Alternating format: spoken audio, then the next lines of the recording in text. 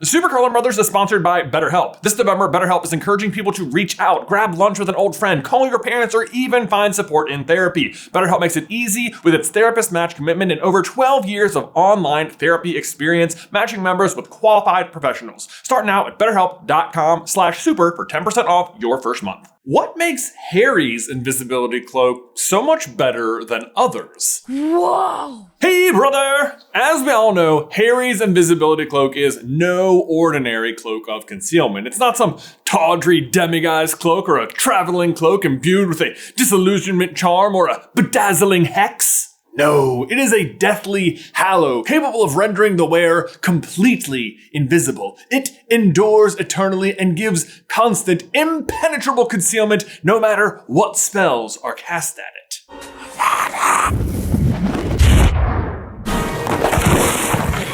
Which sounds great and all, but how often do we see it actually do anything different from a regular invisibility cloak?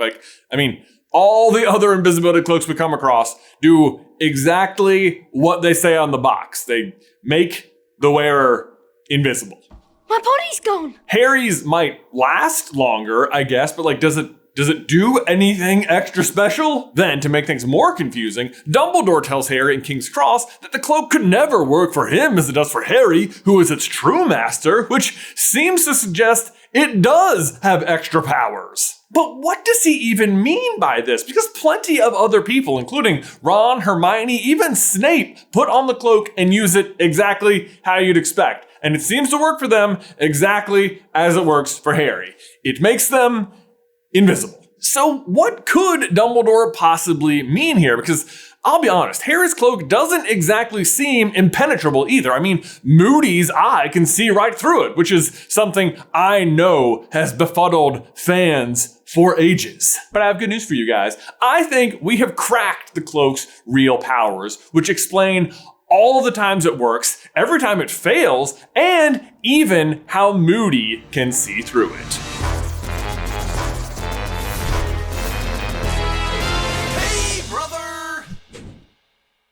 Okay, Harry's cloak. The funny thing about it is that we spend most of the entire series not really worrying about it that much. He gets it for Christmas, we're told it's an invisibility cloak, and it does exactly what it says for 6.5 books when suddenly Xenophilius Lovegood comes in and drops a bomb on us and reveals that Harry's cloak is of legendary status. And we're all like, whoa, Harry's cloak is extra cool and powerful? That's neat.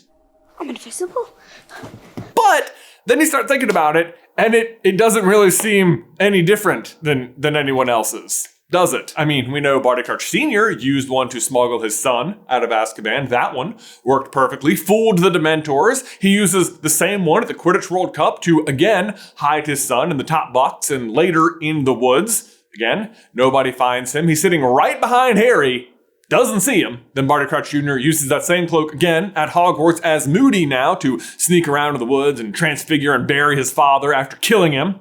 Nobody sees him. Then the real Alistair Moody lends his 2 cloaks out to the Order to guard the prophecy, and while he claims one is better than the other, they both seem to work just fine. So, when is Harry's cloak actually acting any differently, or is it just that it endures longer? You might think so based on what Xenophilius says, but then Dumbledore drops this on you in King's Cross. Both of us could conceal ourselves well enough without the cloak. The true magic of which, of course, is that it can be used to protect and shield others as well as its owner. But the cloak I took out of vain curiosity, and so it could never have worked for me as it works for you, its true owner. How would it have not worked for you, Dumbledore? Do you mean it would have made you less invisible? That's sort of a weird double negative when I say it out loud. Would it be a partially invisible cloak if you wore it? Don't worry, we have the answer. Here's how. The answer actually came to us in a recent recording of The Owlry after being asked a question by one of our very own quizmasters here on Super Carlin Brothers, Tegan Denlinger, who wanted to know what might have happened if Snape had been able to read the map the night Harry dropped the golden egg. Turns out it is a crazy pivotal. It's actually a crazy pivotal. I can't say it. It's actually a very pivotal. Shut up! Pivot! It's actually a crazy pivotal moment given that he would have discovered Barty Crouch Jr.'s secret right then and there. But if you want to see all of our thoughts, just go sign up for the outreach. It's on there. More importantly, though, during that discussion, we determined that it could not happen because of the cloak. My body's gone. As a refresher on the scene, Harry has just solved the egg's clue, but then drops it after getting his foot stuck in the trick step in the stairs, and it clatters to the ground, wailing and making all kinds of noise in the middle of the night. As per usual, Filch immediately shows up, followed as per usual by Snape, and then, less usually, by Moody. The three of them argue a bit before Moody spots some parchment, which is the Marauder's map on the ground. Snape reaches for it, realizing exactly what it is, and that Harry must be nearby. But before Snape can grab it, Moody summons it to himself after seeing Harry through the cloak, where he is motioning to him like, "That's mine, it's mine." Despite that, though, Snape has already figured out the circumstances and realizes Harry must be nearby. He starts reaching out for him to find him, only for Barty Crouch Jr. to interrupt him, and Harry is saved. Now, the thing is, Harry is actually saved twice here from discovery. If Snape had found the map, he'd see Harry on it, because yes, it can actually see through the cloak. Lupin says so himself. The point is, even if you're wearing an invisibility cloak, you'd still show up on the Marauder's map. But Harry also would have been discovered if Snape had just kept reaching around, but he is saved by Barty Crouch Jr. Or is he? We would argue he is actually saved by the magic of the cloak itself, which is tweaking the circumstances of the proceedings to ensure that Harry remains unfound.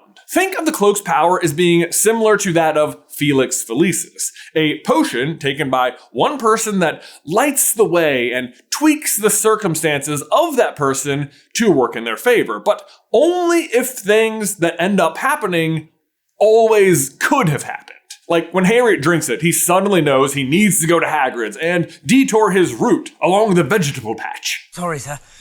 I should have announced myself. Cleared my throat. Coughed.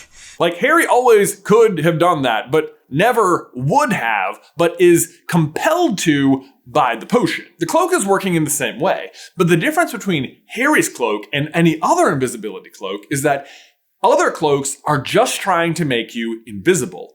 Harry's cloak is trying to make you unfindable. Which, yes, invisibility itself will get that done a majority of the time, but the cloak's true master will be able to reap the benefits of its full reality warping concealment. So if situations arise where invisibility isn't enough, it will start tweaking other things to help keep you hidden. And if you're wondering if suddenly that means the cloak is, sentient or something, I mean, well, the Elder Wand is, isn't it? The wand never belonged to Snape. It was Draco who disarmed Dumbledore that night in the astronomy tower. Is that right? Well, what? And so on that note, if we go back to the scene with the egg, a lot of things can start making sense because as Master of the Cloak, Harry's perspective on the matter will play a role in how things go. Like, we, the readers, know that Snape is an ally and Moody is the bad guy here, but to Harry, it's reverse. He sees Snape as his enemy and Moody as his savior, which is why Moody can see through the cloak. The cloak is adjusting the circumstances because it knows Moody needs to see Harry to stop him from being discovered by his enemy, which is the cloak's actual goal. The misdirect, and what makes things super confusing to us, the readers, is that earlier in the book, Moody tells us he can see through invisibility cloaks. And now here he is doing just that, despite it being like the Deathly Hallows cloak. So the trap we always fall into, you guys, is that we've always assumed it's the eye's magic that is allowing for this to happen. But what if it's the cloak's magic, revealing Harry to Moody to keep him safe? Because listen, I have no doubt that Moody's eye could just see through regular, less powerful cloaks. But here, what's happening here is something exceptional. The cloak isn't hiding Harry from sight, it's hiding him from danger. And sometimes that means letting the right person see him. The right person, at least from Harry's perspective, because he's the master. I mean, obviously, if Snape had just picked up the map, things would have gone way differently, but y'all, now we need to take a quick pause right there to tell you about today's sponsor, Shopify. Listen, guys, we here at SCBHQ are pretty proud of what we managed to accomplish week in and week out. We got 2 theories, 2 podcasts, and a myriad of side projects and bonus content, touring merch, and that's not even counting everything that goes into like the running the business itself. And we do all of that with just a team of 5. What that ends up meaning, though, is that we all wear a lot of hats, like metaphorically. I mean, I don't wear hats because I look really bad in hats, but like it's also why we're really grateful for Shopify. Carlin Brothers Mercantile, our web store, is powered by Shopify. And all I can say is thank goodness, because Shopify is like having a business partner who can work 24 hours a day without breaking a sweat. And that's exactly what it does. I mean, we send candles and coffees and t-shirts and hoodies and mugs and whatever else all over the world. And Shopify is always up for the challenge. And their suite of features takes one task after another off of our already hefty plates. It's also packed with helpful AI tools that write product descriptions, page headlines, even enhance product photography.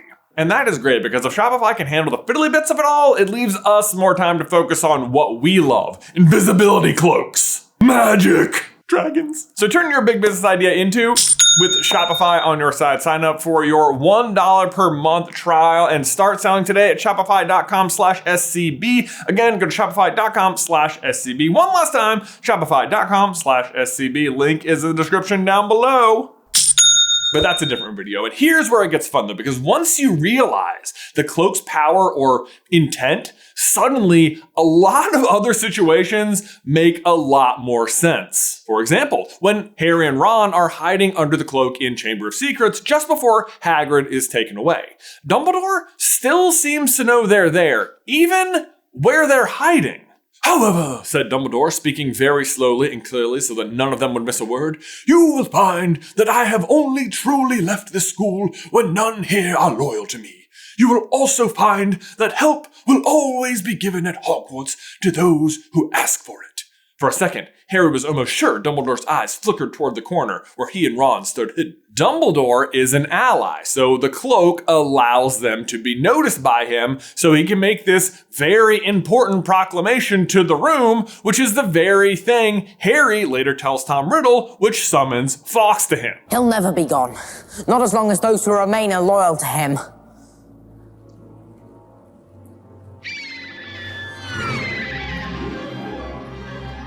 Fast forwarding to Half-Blood Prince, Harry is eventually jinxed by Malfoy on the train, who then hides Harry beneath the cloak, and it takes Tonks like, what, a few minutes to come find him? Are you kidding me? Like, think about what's happening here. Malfoy is intentionally hiding him, and this all-powerful cloak fails to conceal him for more than a few minutes? Like, no. What's really happening is that Harry, as the master of the cloak, wants to be found here, and so it acts accordingly, tweaking circumstances so Tonks will find him. But it also works the other way, meaning that if Harry ever uses the cloak for adversarial purposes or outside the spirit of the cloak, if you will, it will fail to conceal him.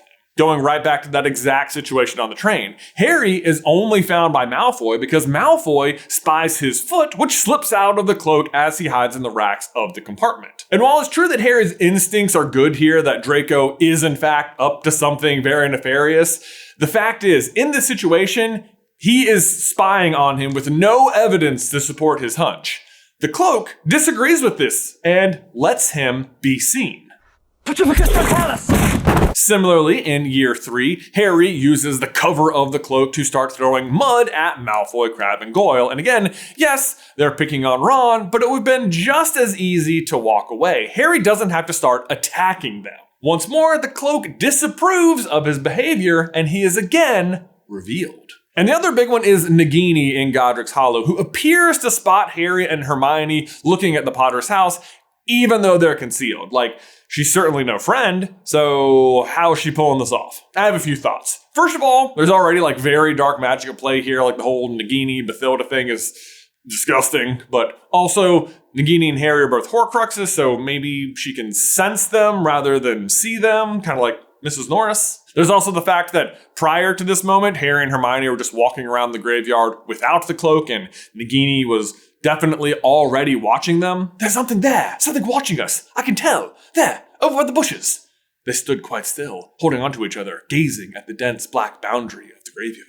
Immediately after that, they do put the cloak on, but I think from there it would have been easy enough to follow them because there's like snow on the ground, and so they would be leaving tracks and stuff. But then actually, don't forget that Harry's perspective matters here, and they're in Godric's Hollow to find Bathilda Bagshot, and Harry believes the mystery figure approaching them is her. Plus, he is also starved and desperate for any kind of sign from Dumbledore. Was it not likely that it was she who had moved in the shadows in the graveyard and had followed them to this spot?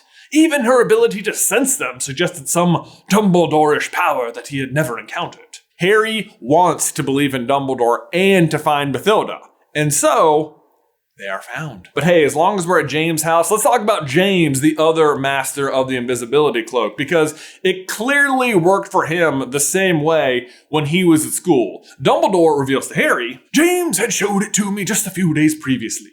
It explained much of his undetected wrongdoing at school. I could hardly believe what I was seeing. I asked to borrow it to examine it. Now, to be fair, James and Sirius actually do get caught doing a lot of stuff and had a lot of detentions, but they were not always super wise about concealing their misbehavior, like, what we see them doing with Snape. And yet, for everything they did get caught doing, it seems maybe there was like 5 or 6 things they didn't get caught doing, because there was lots of undetected wrongdoing, which we can now chalk up to the cloak, which, as long as he wasn't being like malicious or nefarious, based on everything we've said already, it should have still kept him hidden in one way or another. But he's not the last master we know of. There's also Ignotus himself to consider, who, according to the tale of the 3 brothers, was unfindable by death until he greeted him as an old friend. But are we to assume then that Ignotus never took the cloak off for the rest of his life? I somehow doubt it. And yet, death could still not find him. Why?